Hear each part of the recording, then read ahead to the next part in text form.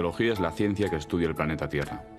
Y nosotros, los geólogos, detectives del pasado en busca de pistas que nos permitan leer e interpretar las páginas de su historia.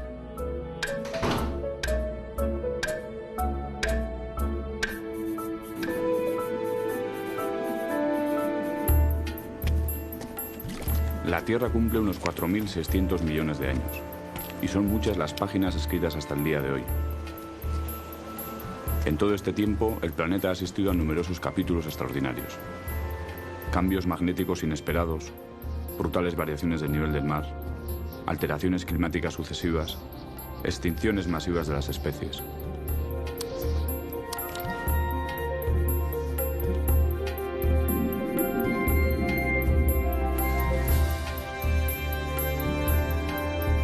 Siguiendo la pista de una sola especie, podemos entender sucesos que han afectado a todo el planeta. En la mayoría de los casos, es la vida y el rastro que estaba dejando la letra escogida para escribir nuestro pasado. Zumaya representa uno de los tomos de esta gran enciclopedia que es la historia de la Tierra. Un libro que abarca 60 millones de años y contiene algunos de los capítulos más importantes en la vida del planeta.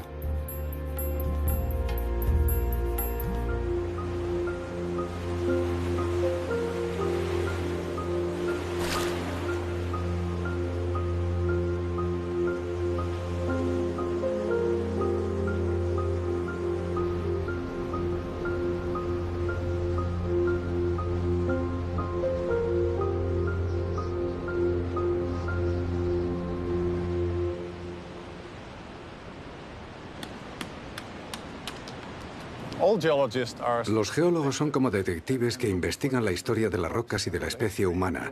Miramos a las rocas y encontramos allí las respuestas. Tenemos una oportunidad única y es que disponemos del mayor laboratorio del mundo. Es el laboratorio, el registro rocoso. Nuestro planeta tiene más o menos la misma edad que el sistema solar. Es solo unos pocos millones de años más joven. Se formó dramáticamente por la acumulación de colisiones. Estas colisiones continuaron después de la formación de la Tierra y se cree que la última gran colisión que sufrió la Tierra dio origen a la Luna. Las geografías son transitorias, como las civilizaciones. Este es uno de los, digamos, de los hallazgos de la geología para la cultura moderna. Nuestro planeta no tiene los impactos de Marte, Mercurio o la Luna, porque es un planeta activo. Y en un planeta activo existe la llamada tectónica de placas, que renueva la corteza terrestre. El planeta está vivo, lo que por una parte se expande, por otro sitio se consume. Las placas se separan, se alejan. Y como la Tierra es redonda, pues eso supone que en otras partes hay placas que se afrontan, se chocan. Y durante millones de años, por ejemplo, estamos viendo rocas que se han deformado en la orogenia alpina hace 50 millones de años y son muchos millones de años deformándose poco a poco y levantándose las grandes cadenas montañosas. Es un corte que está perfectamente expuesto porque los estratos afloran casi verticalmente y además el mar, las olas, lo limpian constantemente.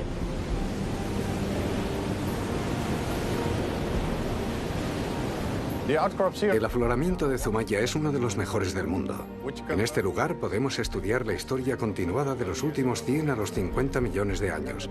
Aquí se nos cuenta día a día, año tras año, lo que ha sido la historia de las rocas, el clima, acontecimientos que han ocurrido, catástrofes, etc. Todo está escrito en estas rocas y las rocas se pueden leer de forma muy precisa. El registro o la formación de estas rocas en el fondo oceánico cabe entenderla como una deposición muy lenta de todo el material, es decir, de organismos que están en el agua marina que al morir sedimentan en el fondo oceánico. Los fósiles normalmente lo entendemos como esqueletos, como caparazones, como conchas, es decir, como restos de los propios organismos en sí, restos mineralizados y que en consecuencia perduran en los sedimentos. Es realmente impresionante porque aquí hay un registro continuado de sedimentos depositados en el fondo del mar durante 50 millones de años de manera ininterrumpida. Eso nos da una imagen muy precisa, una imagen muy detallada de la historia de la Tierra. Es un registro formidable, realmente impresionante.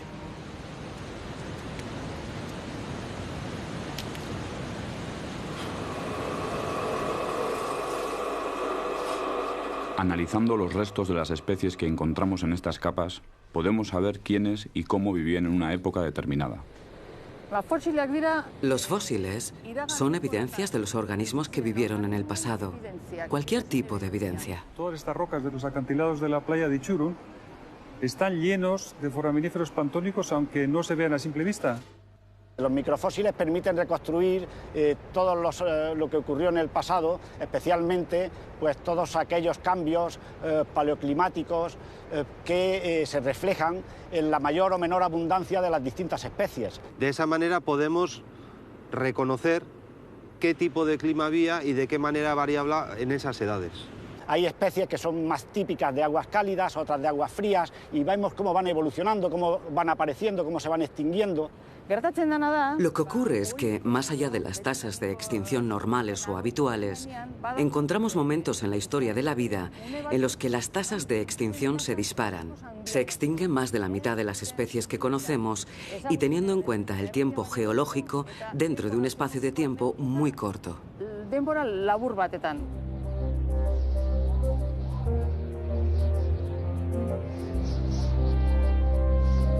Estas rocas se acumularon en el fondo del mar capa a capa como si fuera lodo.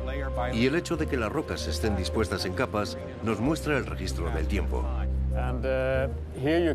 Caminando bajo estos acantilados se pueden analizar los cambios ocurridos en la Tierra durante 50 millones de años. A cada paso que se dé, se avanzan 10.000 años en el tiempo. Sí, la Tierra tiene estos 4.000 y pico millones de años de antigüedad.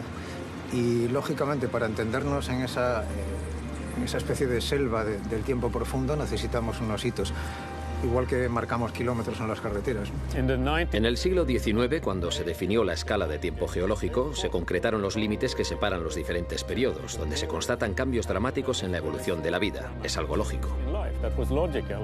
Tenemos que decidir qué acontecimiento del registro rocoso servirá para marcar el límite de cada periodo geológico. En eso consiste nuestra labor, en formalizar las unidades de nuestra escala de tiempo geológico, en fijar los límites. Lo ideal es que cada uno de estos límites coincida con un evento que sea fácilmente correlacionable a nivel mundial, que podamos reconocerlo en muchas partes del mundo.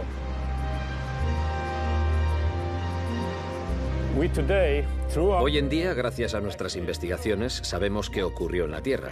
Sabemos qué ocurrió en la Tierra cuando no había nadie allí. No había periodistas ni medios de comunicación para informar de lo que ocurría en el límite KT. Pero a pesar de ello, conocemos muchas de las cosas que ocurrieron en la Tierra cuando nosotros aún no existíamos.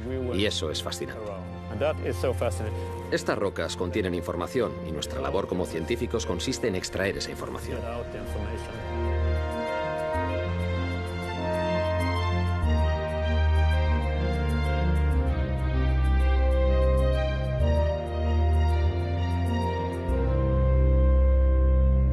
Esta serie es excelente. Se pueden leer día a día 4 catástrofes. Hace 57 millones de años, un cambio magnético invirtió la polaridad de la Tierra. Este evento está registrado en el límite selandiense-tanetiense. Unos pocos millones de años antes, encontramos en estos acantilados el límite daniense-selandiense. Un límite con varios cambios biológicos, pero principalmente una gran caída en el nivel de mar. En las arcillas rojizas de la playa de Itxurun encontramos los rastros de uno de los mayores calentamientos que ha sufrido la Tierra en toda su historia, el límite Paleoceno-Eoceno, particularmente similar al calentamiento que vivimos hoy. Y escondida en la playa de Algorri, una fina capa gris constata el límite Cretácico-Terciario, un límite que evidencia el impacto de un meteorito y la extinción de la mayoría de las especies, entre ellas los dinosaurios. Esos 4 límites se pueden estudiar hoy con mucha precisión para saber qué acontecimientos ocurrieron en el pasado y saber si estos son extrapolables a los del presente. Nosotros estudiamos todos y cada uno de ellos, tanto pequeños como grandes, y entonces surge la pregunta de si los humanos sobreviviríamos a estas crisis si tuvieran lugar hoy. La inmensa mayoría de las especies se ha extinguido a lo largo del tiempo y los eventos que registran estas rocas. Pero si pensamos en nuestro tiempo, el tiempo de la especie humana, y resumiéramos la historia de la Tierra en un año, apareceríamos en los últimos segundos.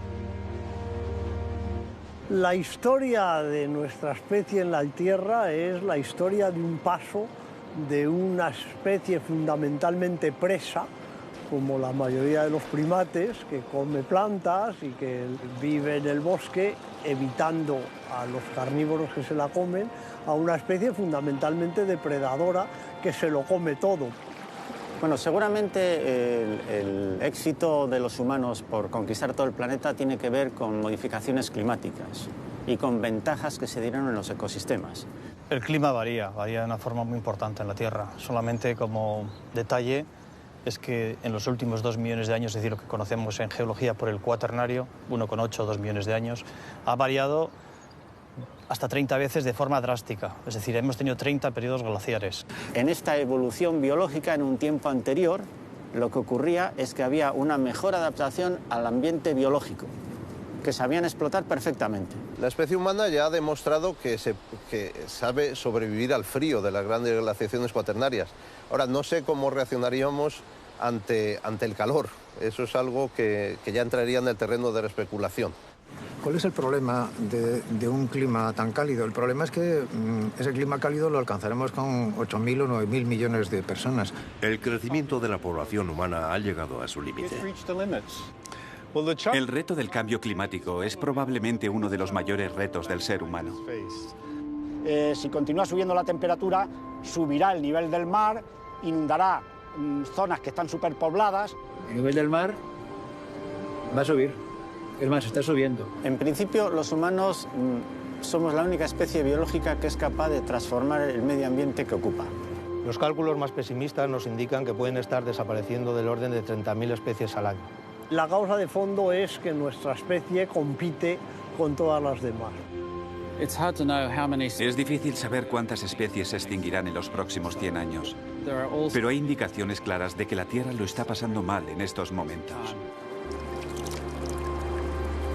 Aquí tenemos un erizo de mar, una de las pocas especies que consiguió sobrevivir a los 4 límites que relata este afloramiento. Algún geólogo, Raup, se ha preguntado si eran buenos genes o ha sido buena suerte. En muchos aspectos parece que ha sido buena suerte, más que buenos genes, pero mira, ellos se lo han ganado. ¿Y los seres humanos? ¿Hubiera sobrevivido la especie humana a los eventos que se estudian en Zumaya?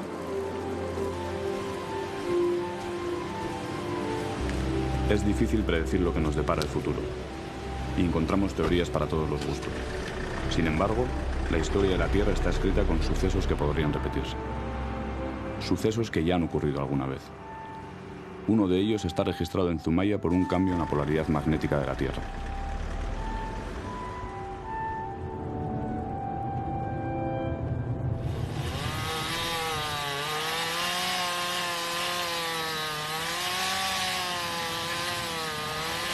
Efectivamente, el campo magnético es una propiedad física del planeta que no se visualiza, no se puede tocar. Es como el viento, ¿no? Ahora mismo el viento es una cosa que no tocamos, ¿no? El límite selandiense-tanetiense es un evento menor. No ocurrió nada espectacular.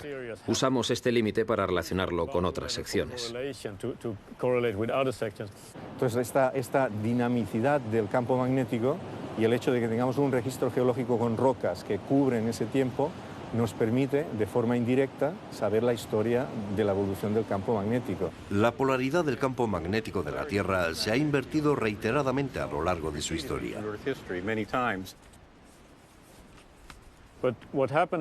Lo que pasó en el límite selandiense-tanetiense fue que los polos se invirtieron. El polo norte pasó a ser el polo sur y viceversa.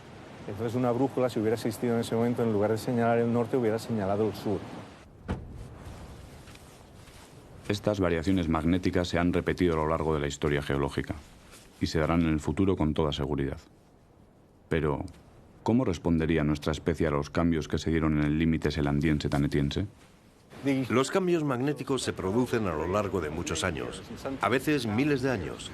Pero lo que nos muestra el registro es que el campo magnético decrece a cero, intensidad cero, y vuelve a empezar a crecer, pero en orientación inversa.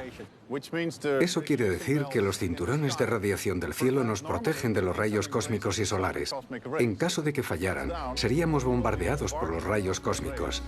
Nos tendríamos que ocultar debajo de las casas o en el mar, pero está claro que sobreviviríamos. Eso afectaría a nuestras brújulas, a los medios de que disponemos para orientarnos de acuerdo al campo magnético de la Tierra. Sería un caos para nuestra sociedad tecnológica. Si algo así ocurriera otra vez, no creo que supusiese un gran problema. Tal vez mi avión mañana me llevaría a Marruecos en lugar de a Suecia, pero es algo que tendría solución. Acontecimientos como los que se dieron en este límite no parece que supondrían una amenaza para especies como la nuestra, aunque tampoco pasarían totalmente desapercibidos. Un cambio magnético supondría un problema para las aves a la hora de navegar en sus migraciones. No obstante, las aves llevan existiendo cientos de millones de años, por lo menos 100 millones de años, y durante ese tiempo han sabido adaptarse a los numerosos cambios magnéticos que han tenido lugar. ¿Por qué no lo van a hacer ahora?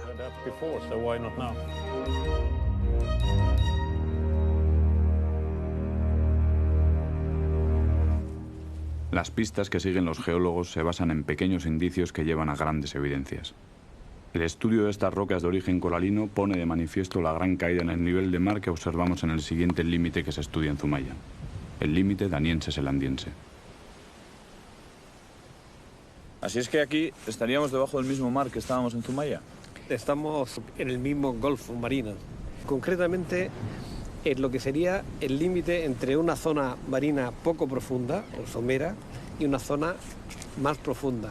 Dentro de la misma cuenca, pero en zonas donde cubre mucho menos.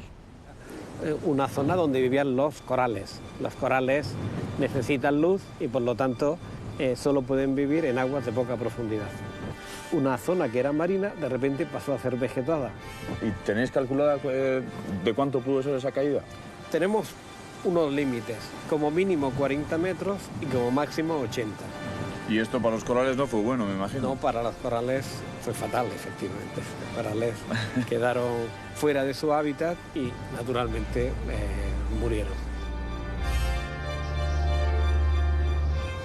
Pero, ¿qué pudo provocar una caída de esta magnitud? La tectónica de placas es uno de los principales argumentos para lo que es la subida del nivel del mar. A grandes escalas de tiempo, estamos hablando a millones de años. Esa apertura del Atlántico, esos movimientos orogénicos, es decir, de levantamiento del terreno, todos esos movimientos lo que hacen es que el nivel del mar esté cambiando constantemente. La superficie de la Tierra está activa en muchos lugares. Hay zonas que suben y bajan, y eso afecta al nivel del mar, aún ocurriendo a nivel local. Por ejemplo, si en el norte de España el nivel del mar subiera o bajara rápidamente, todo el entorno local se vería alterado notablemente. Los paisajes cambian una y otra vez, y el tiempo remodela lo que contemplamos en nuestra corta existencia, aunque cueste imaginar que todo lo que nos rodea perteneció una vez al mar. ¿Cómo reaccionaríamos ante una caída de esta magnitud? Si algo similar volviera a ocurrir en la actualidad, no creo que supusiese ninguna catástrofe terriblemente negativa. Las zonas costeras se expandirían. Bueno, puede que hubiera un problema. Puertos como el de aquí de Zumaya quedarían tierra adentro y habría que construir nuevos puertos. Pero estoy seguro de que también acarrearía innumerables ventajas. Pero casi todos los datos indican que hoy nos enfrentamos a una subida en el nivel de mar. Por lo que sabemos, la constancia que tenemos es que el nivel del mar sigue subiendo lentamente. Luego, la evolución normal de estos acantilados es a retirarse, a ir poco a poco siendo erosionados por la acción del mar.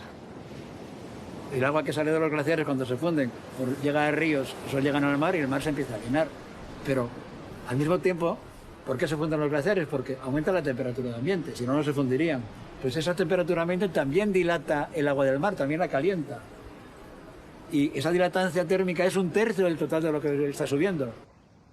Y si el mar subiese 1 metro de altura, perderíamos 100 metros de playa. Si vamos al modelo más catastrófico y estamos pensando que en 2100 el nivel del mar puede subir entre 80 o 1 metro de altura, supondría que muchas playas que en este momento no tienen o tienen solamente 100 metros, pues desaparecerían completamente.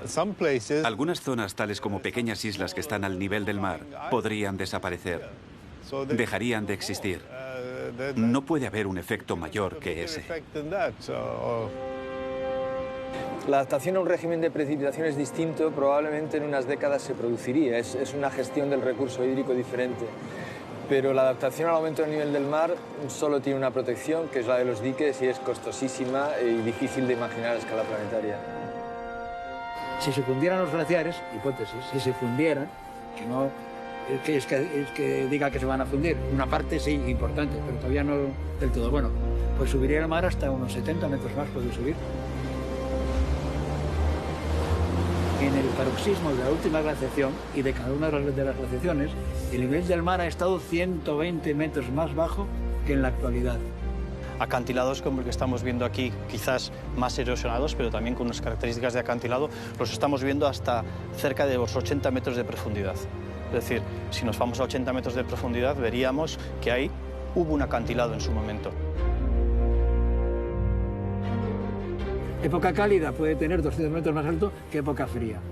El total nunca lo alcanza. Es decir, la costa llegaba a unos 6-8 kilómetros hace unos 12.000 años. De todas maneras, en el último periodo cálido en el Eemiense, antes de esta última glaciación nuestra, hace unos 115.000 años por ahí, pues el mar estaba 20 metros más alto que ahora. Pon aquí 20 metros más altos. ¿Qué pasa? Así es la situación en este planeta. Nos tenemos que adaptar a los cambios. Según todos los indicios, la variación actual del nivel de mar está relacionada con un calentamiento excepcional. En Zumaya podemos estudiar uno de los mayores calentamientos que el planeta ha sufrido a lo largo de toda su historia, el límite Paleoceno-Eoceno.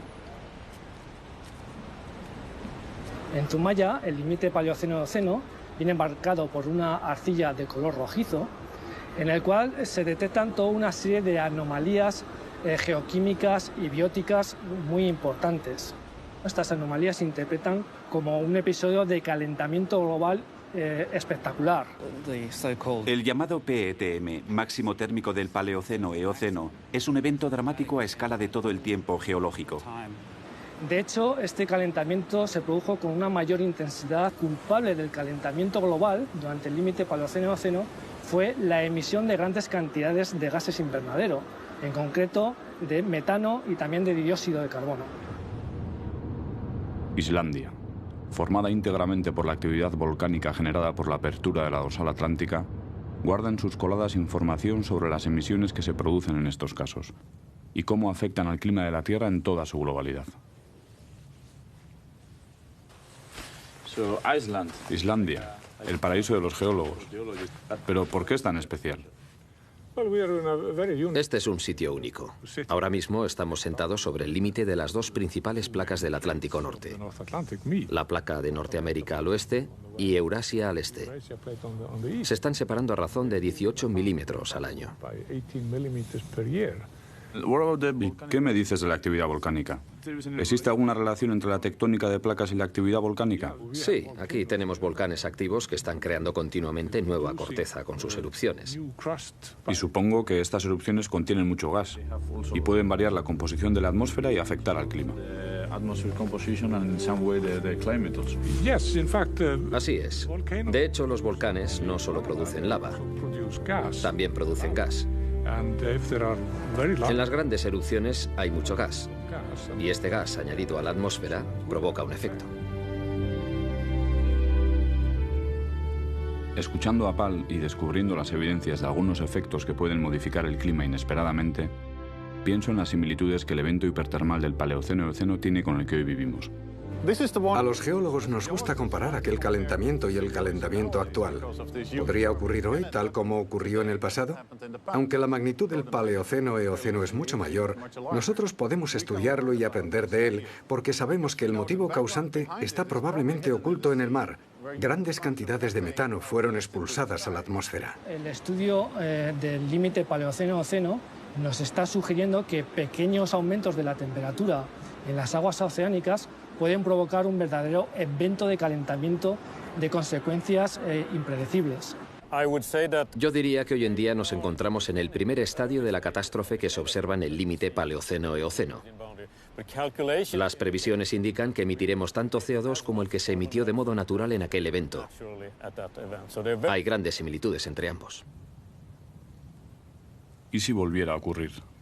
Si volviera a darse un calentamiento como el que describe el límite Paleoceno-Eoceno, ¿conseguiría sobrevivir nuestra especie? Yo creo que si la Tierra experimentara otro calentamiento como el ocurrido en el Paleoceno-Eoceno, la vida en la Tierra se vería afectada dramáticamente. Una subida de temperatura de tal magnitud cambiaría todos los cinturones climáticos de la Tierra. Algunos lugares como Suecia serían más cálidos. Pero el mayor problema es que los hielos se fundirían. Y el hielo fundido de los casquetes polares, al llegar al mar, provocaría una gran subida general del nivel del agua. Grandes zonas costeras se verían inundadas y millones de personas perderían sus hogares. La especie humana está en una situación vulnerable porque somos muchos, y no muchos sobrevivirían. Si algo parecido al PETM ocurriera hoy, sería extremadamente difícil para la población humana. Y puede que ocurra, porque seguramente se debió a la emisión de los depósitos de metano congelado. Esos depósitos de metano existen hoy en día en las regiones polares y el calentamiento global podría liberarlos, lo cual tendría efectos dramáticos.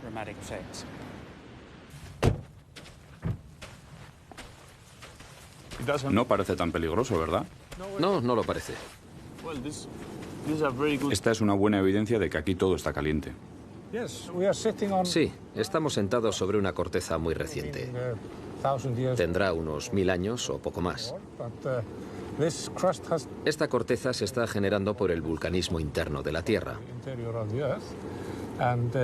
Está muy caliente y se enfría por el agua de la corteza.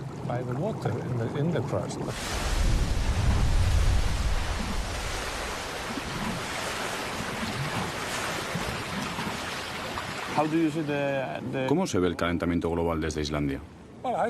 En Islandia no vemos el calentamiento global como algo necesariamente malo, porque no nos vendrían mal unos pocos grados más de temperatura.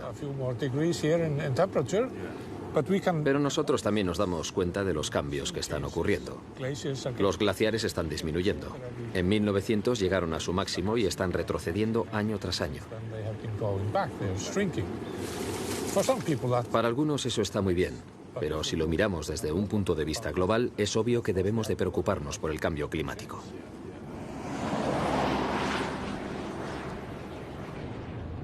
Pasado y presente conviven en los glaciares del planeta. Los datos que manejan los científicos señalan que el clima está cambiando. Y algunas evidencias que se dieron en el límite Paleoceno-Eoceno se repiten en la actualidad. Los periodos fríos, o sea, las glaciaciones, había un mínimo de CO2 en la atmósfera como gas referente del efecto invernadero, y la cifra era de 180 partes por millón. En periodos cálidos, 290 partes por millón. Y ahí se ha movido en cada glaciación. Ahora estamos en 387 este año. ¿Qué ha pasado? El calentamiento se viene observando desde mediados del siglo XIX y una gran parte de ese calentamiento, más de medio grado, se produjo entre 1850 y 1970, más o menos. El otro medio grado se ha producido, sin embargo, en los últimos 40, 50 años. El hombre, durante su actividad industrial, ha tomado ese carbono que estaba sepultado en la Tierra y lo ha vuelto a liberar a la atmósfera a través de la combustión de esos recursos energéticos. Entonces el problema es que hemos puesto en circulación cosas que antes estaban perfectamente enterradas y ahora tenemos que buscar nuevos sumideros de carbono para que eso no nos incida en el futuro de nuestra especie. Lo que es excepcional no es el calentamiento observado en estos 150 años, sino el aumento de gases de efecto invernadero concentrados en la atmósfera en estos 150 años. Pero no ha subido la temperatura todavía lo que debiera haber subido, lo que suponemos que debiera haber subido, y eso se discute de si estamos en época de calentamiento o no, por esto que te estoy razonando, pero resulta que ese argumento es incompleto porque se supone una escala humana de tiempos. Lo que es esencial y complicado de comprender es que las escalas de tiempo son diferentes. La escala de tiempo que lleva a que al aumentar la temperatura suba el CO2 es una escala de tiempo de cientos de años, mientras que el fenómeno que lleva a que al aumentar el CO2 aumente la temperatura es prácticamente inmediato. O sea, si el CO2 aumenta este año, el año que viene aumenta la temperatura como respuesta.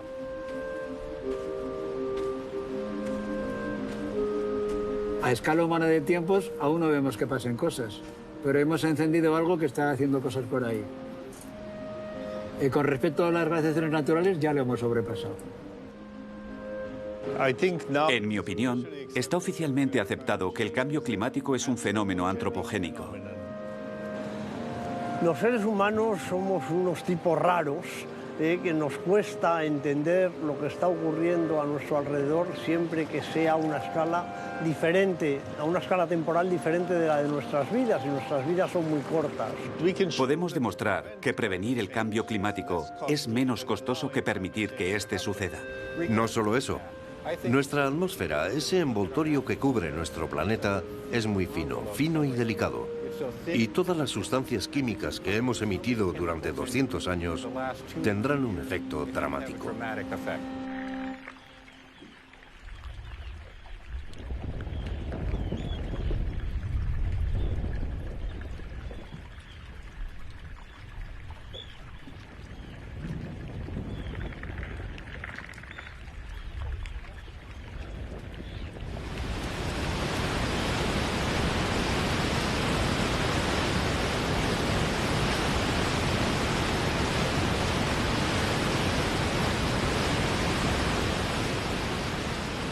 El problema de los cambios climáticos es que las especies y los seres humanos, como especie también, nos hemos adaptado a un clima.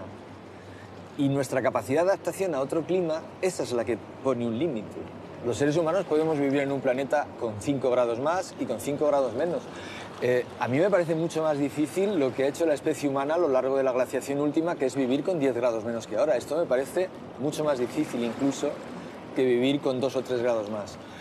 Pero lo que no somos capaces es de adaptarnos a un cambio de clima en un periodo tan pequeño como el que se produciría ahora. Pero el límite paleoceno-eoceno, en zonas continentales, no está determinado tanto por grandes extinciones, sino por la migración y la adaptación de las especies. El límite paleoceno-eoceno fue otro tipo de evento, no fue un gran evento de extinción.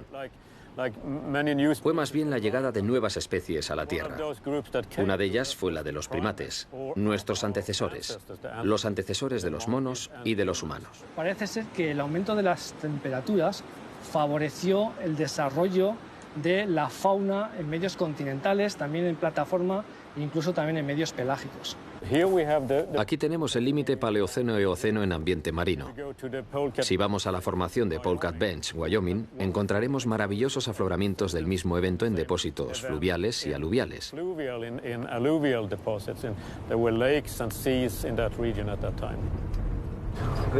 Esto es Polecat Bench. Como ves, el color rojizo es muy parecido al de Zumaya.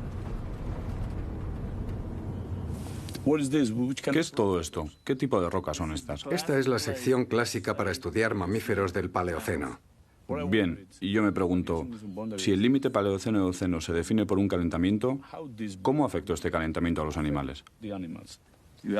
Una subida de 5 grados varía mucho el entorno. Los animales se trasladan hacia el norte. Los continentes están conectados en el norte, y esto significa que pueden pasar de Europa a Norteamérica, de Asia a Europa, cosa que antes quizá no podían. Antes no podían. Eso es precisamente lo que explica la aparición aquí de caballos, porque disponían de puentes para cruzar los continentes en las latitudes altas. De modo que aquí se encuentran los primeros caballos de Norteamérica. Pero al mismo tiempo encontramos otro tipo de mamíferos que eran muy inusuales antes de esa época. Entre otros, el Ectosion parvus.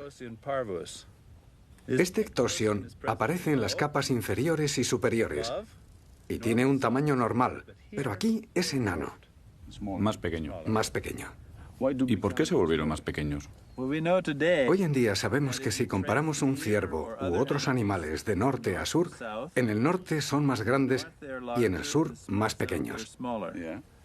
El norte es más frío y el sur más cálido. Por lo tanto, podemos establecer una relación entre el tamaño del animal y la temperatura. Y este calentamiento de 5 grados puede explicar en cierto modo el menor tamaño de los animales de este lugar. Supongo que en primer lugar los animales tratan de adaptarse. En caso de que no puedan, tienen que migrar, porque si no, se extinguen. ¿Has podido constatar algo que sucediera en el límite paleoceno-eoceno y que haya empezado a suceder a día de hoy? A mí me gusta decir que nosotros estudiamos el pasado para entender el presente y el futuro. Hoy en día podemos ver que la temperatura se ha incrementado 1 grado en los últimos 100 años. Puede parecernos mucho. Pero si se pone a escala de lo que pasó aquí, este cambio puede ser mayor y llegar incluso a los 5 grados. Algunos animales desaparecen, se extinguen, pero lo que es interesante es que otros animales aparecen. Por lo tanto, puede ser un motor de la evolución. Puede cambiar los animales y volverlos más pequeños. Puede que en el futuro seamos tan pequeños como Napoleón. Espero que luego volvamos a crecer, pero yo creo que sobreviviremos. Viendo a Philip rastrear el afloramiento de Polecat Bench, pienso en la inagotable labor detectivesca de los geólogos.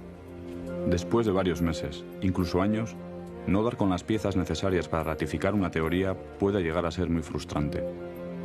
Pero las duras y largas jornadas también saben ofrecer su recompensa. Aquí tenemos los huesos de uno de esos pequeños caballos que datan del PETM. Como puedes ver, es muy pequeño. Este es el hueso de la parte superior de la pierna izquierda. Es muy pequeño para un caballo. Era un caballo muy pequeño. Del tamaño de un gato. Cuando veo a un gato correr en casa, me viene a la cabeza un caballo pequeño, galopando hacia casa. Las adaptaciones y migraciones que se dieron en el pasado nos llevan hoy a pensar en el futuro de nuestra especie. La respuesta de los seres vivos al cambio de clima es muy evidente y ocurre a muchos niveles. Se pueden cambiar las distribuciones y ya está ocurriendo. Especies del sur, en el hemisferio norte, viajan hacia el norte, viajan a mantenerse dentro de su ámbito climático mejor, óptimo. La mayoría de los refugiados se dará en los países pobres. Irán de una parte a otra, dentro de los propios países en vías de desarrollo. También llegarán algunos a Europa o a otras regiones desarrolladas, pero los más afectados serán los países en vías de desarrollo. Hace 50 millones de años, cuando hubo un gran episodio de calentamiento, se dio una gran migración de los animales en los lugares más afectados. ¿Implica ello que vayamos a tener migraciones similares ahora? Yo creo que la gente migrará si está en juego su supervivencia. Por lo tanto, puede que en algunos lugares veamos grandes intentos de movimiento de población.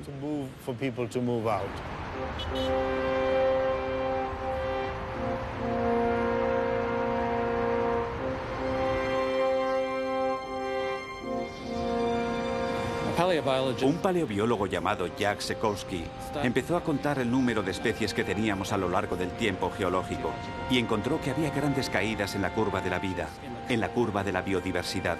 Esas caídas se denominan extinciones masivas. Él y sus colegas reconocieron 5 y las llamaron las 5 grandes.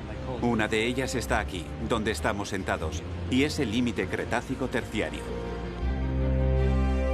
En Zumaya, como resultado de un estudio de alta resolución, es decir, tomando muestras cada pocos centímetros, por debajo y por encima del límite, hemos comprobado que 44 de las 59 especies de foraminíferos planctónicos presentes a finales del Cretácico se extinguen justamente en un nivel que podemos señalar con una cuchilla de afeitar. Señalar nombres propios de la extinción del límite Cretácico-Terciario es en cierta manera un compromiso. Son muchos los autores que han trabajado. Quizás en los últimos 25 años yo destacaría al equipo de Walter Álvarez y también a Jan Smith como los autores originales de la idea del impacto de finales del Cretácico.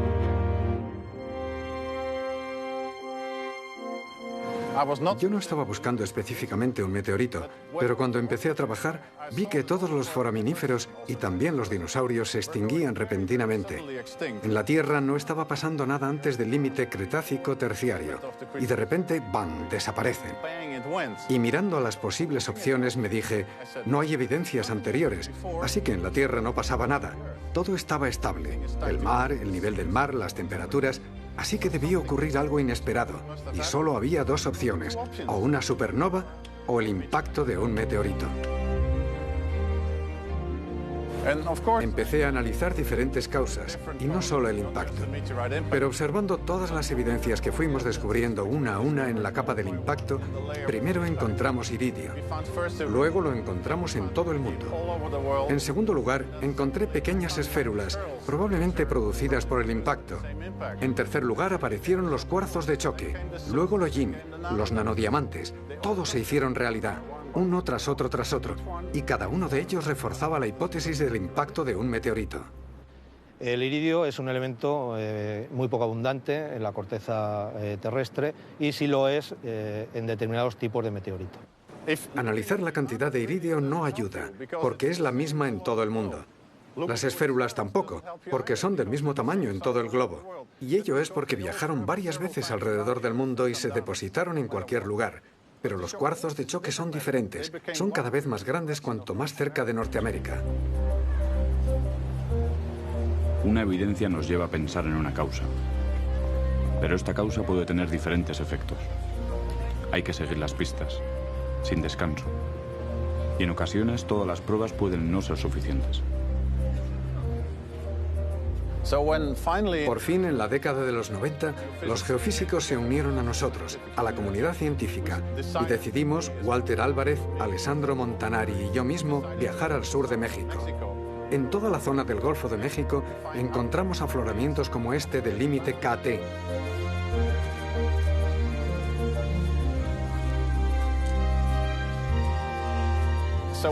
Así que fuimos y alquilamos un pequeño coche. Durante una semana estuvimos analizando diferentes lugares sin encontrar nada. Buscábamos en lugares equivocados.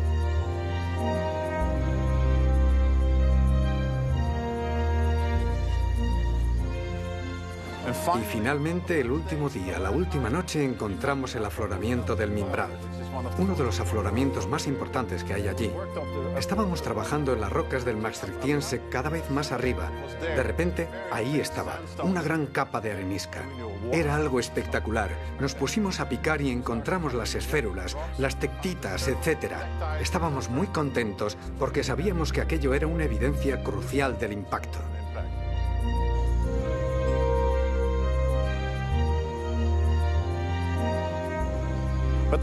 Pero la capa de arenisca resultó ser muy compleja. En la base contenía tectitas expulsadas del cráter y en la parte superior iridio. La capa estaba entre dos evidencias del mismo impacto, pero sabíamos que debía estar relacionado con grandes tsunamis venidos del Golfo de México.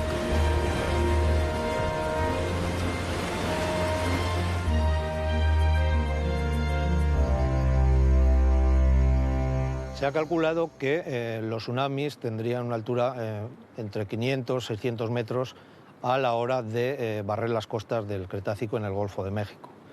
Manuel, el Mimbral, esto es un gran santuario del límite KT. ¿Por qué es tan importante? ¿Qué importancia tiene? Bueno, esto es a consecuencias precisamente del impacto, y lo que podemos ver aquí en la parte inferior es una de las evidencias más concluyentes del impacto, que es el material que tiene tectitas y también tiene minerales de choque. A mí lo que más me ha llamado la atención cuando lo hemos visto, viniendo de Zumaya, que es una capita de color negro, muy finita, de unos pocos milímetros, uno llega aquí y se encuentra con un límite de 2 metros y pico. ¿Qué es este capón de arena que parece como una turbidita, pero esconde algo más? Los primeros que explicaron el origen de este depósito aquí fueron precisamente Jan Smith, Walter, Alessandro Montanari en su artículo del 92 en Geology, y ellos lo asocian directamente al impacto y el mecanismo que aparentemente lo ocasionó. Por un lado es la energía liberada de la zona de impacto, pero también tsunamis, es decir, estas olas gigantescas que se formaron a consecuencia del impacto y que provocaron que mucha del agua entrara al continente, hacia lo que era la parte continental de México en aquel entonces, y nos acarreara estos sedimentos junto con otros materiales hacia las zonas más profundas del mar. ¿Cómo nos podríamos imaginar este momento? Si pudiéramos estar allí, ¿cómo nos podríamos imaginar este episodio catastrófico? Imaginarnos que el impacto produjo la formación de una gran cantidad de materiales que en un momento dado oscurecieron la luz del sol. Debió haber permanecido la Tierra oscura por mucho tiempo, semanas, meses, no sabemos exactamente, y debe haber sido muy terrorífico, ¿no?, por los seres vivos de aquel entonces. Adicionalmente, al inicio hubo estos grandes incendios, se considera que también hubo lluvia ácida, no olvidemos que también se extinguieron los dinosaurios.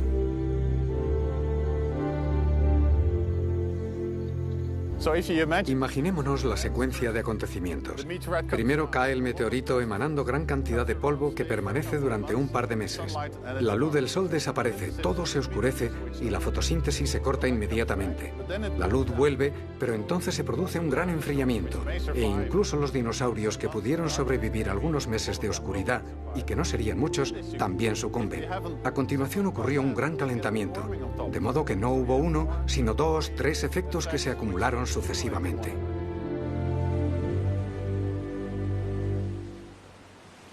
¿Podría nuestra especie sobrevivir a las consecuencias catastróficas de un impacto como este? Si en aquel tiempo hubieran existido los humanos, no habrían sobrevivido. Sería diferente si lo supiéramos con antelación. Podríamos hacer algo al respecto. Pero si algo así cayera sin aviso, creo que la humanidad sería destruida. La NASA ya ha instalado telescopios para controlar los asteroides del cielo. Conocemos cada uno de ellos, conocemos sus órbitas y sabemos cuándo chocarán. Algunos tienen 1 kilómetro o más. Si alguno de estos colisionara contra la Tierra, causaría un gran daño. Existe un programa que intenta monitorizar estos asteroides que cruzan la Tierra. Así que en un futuro podríamos hacer algo si pensamos que van a colisionar contra nosotros. Conocemos a los grandes asteroides y no pueden colisionar en cualquier momento. Pero los más pequeños, de unos 500 metros, pueden caer en cualquier momento porque no los conocemos. La segunda posibilidad son los cometas. Están fuera del sistema solar, más allá de Plutón, y no sabemos nada de ellos. Pueden entrar de forma inesperada y en 10 años estrellarse contra la Tierra. Hay cometas de hasta 40 kilómetros de diámetro que pasan cerca de nosotros. Podemos verlos desde aquí. Si uno de ellos se hubiera estrellado contra la Tierra, no hubiera sido agradable estar aquí. Uno no puede imaginarse otros modos de vida, otras formas de biodiversidad que las que conocemos de cerca. Pero tampoco somos conscientes de que somos una más entre las 30 millones de especies conocidas en la Tierra. Algunos denominan a lo que está sucediendo actualmente la sexta gran extinción, comparándola con las otras 5 que ya se han dado. Los eventos de extinción normalmente están desencadenados por 3 tipos de causas. Las causas de tipo extraterrestre, como ocurrió en el límite Cretácico-Terciario, las causas geológicas, como ocurrió en el límite Paleoceno-Eoceno, o bien una causa biológica, como es el caso actual de la sexta extinción en masa en la que estamos, que es desencadenada por la enorme proliferación de la especie humana. Probablemente existan en el mundo hoy alrededor de 6.600 millones de personas, y lo cual es una biomasa que seguramente a nivel específico no ha alcanzado ninguna otra especie nunca antes, ¿no? Necesitamos muchos recursos, porque somos muchos kilos de ser humano, pero además somos una especie original en el sentido de que cada vez necesitamos más, no nos conformamos con lo que tenemos. Eso no pasa con ninguna otra especie. Los erizos de mar de hoy necesitan los mismos recursos que los erizos de mar de hace 70 millones de años que aparecen fósiles en estas rocas, ¿no? Nosotros, en cambio, cada año necesitamos más que el año anterior. Nuestro nivel de consumo para la misma población aumenta. Con anterioridad, si la Tierra se enfriaba o calentaba, los animales y las plantas se podían mover al norte o al sur. Esa era su manera de protegerse y adaptarse mejor. Pero eso podría no ser posible ahora, si restringimos sus movimientos en el futuro. Los seres humanos necesitamos a la biodiversidad. Ella no nos necesita a nosotros. Como contáis muy bien aquí, nos contemplan muchos millones de años, y en esos millones de años había mucha biodiversidad y no había seres humanos. Somos unos recién llegados. Solo hemos podido llegar cuando la biodiversidad ha construido unas condiciones de vida favorables para nosotros. A través de la educación tenemos que convencer a los ciudadanos de que necesitamos esa biodiversidad. Es cierto que no sabemos hasta qué punto, alguna vez se ha dicho, no sabemos hasta qué punto son necesarios todos los tornillos y todas las tuercas de un avión para que vuele, pero mejor no perder muchas, porque no sabemos cuándo se puede estrellar. Yo creo que ciertamente el ser humano está cambiando dramáticamente la habitabilidad del planeta hoy.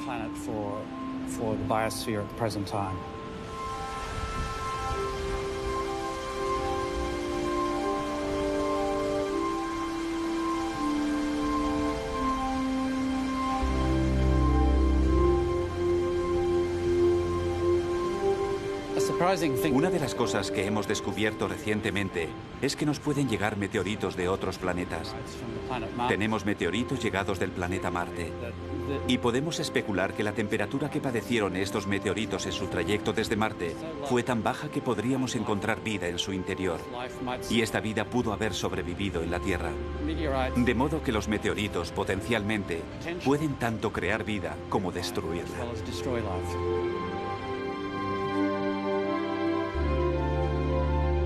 Teniendo en cuenta la magnitud del tiempo geológico, las especies llegan y se van. Se adaptan o se mueren. Y en ocasiones se extinguen por incidentes catastróficos.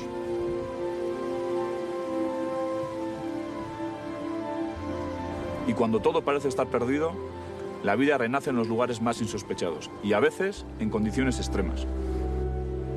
Stephen Gould efectivamente dijo en algún momento que podríamos bombardear la Tierra con todo el arsenal nuclear que tenemos, acabaríamos con casi toda la vida que nos es familiar, pero siempre quedaría alguna bacteria que diría, por fin, un mundo amable de radiaciones, que es lo que yo necesito, ¿no?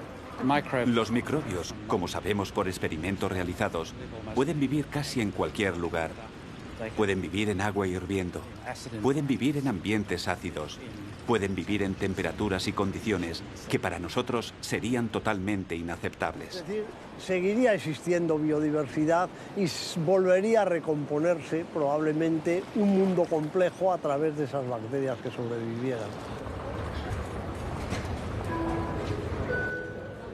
El tiempo es una imagen móvil de la eternidad. Pero la historia nos enseña que la vida no es eterna para los que la vivimos. Si nos ponemos a filosofar un poco más, las catástrofes son esenciales para la evolución de la vida. Dentro de la evolución normalmente tenemos un ecosistema estable. Cada elemento tiene su sitio. La competencia es feroz, pero no hay grandes cambios. Si se borra la mayoría de la biota debido a catástrofes tales como impactos o vulcanismo, se limpia la Tierra y comienza una nueva evolución. Así que destruye, pero también devuelve vida. Y nosotros, la especie humana, debemos nuestra existencia al impacto del meteorito del límite KT, porque eliminó a los dinosaurios y abrió el camino para la evolución de los mamíferos. Yo creo que si nos diéramos cuenta de lo pequeños que somos, pero lo importantes que somos al mismo tiempo, el mundo quizás sería mucho mejor. Tenemos por fuerza que emocionarnos ante unas rocas que la razón humana, la inteligencia, ha sabido convertir en letras, en palabras, en páginas de un libro, ¿no? Todo lo que hemos aprendido en estos sedimentos pues es un monumento realmente a la capacidad humana de pensar, y esto es también emocionante. Si el libro de la historia de la Tierra está terminado o estamos escribiendo la última página, no sé. ¿Quién sabe?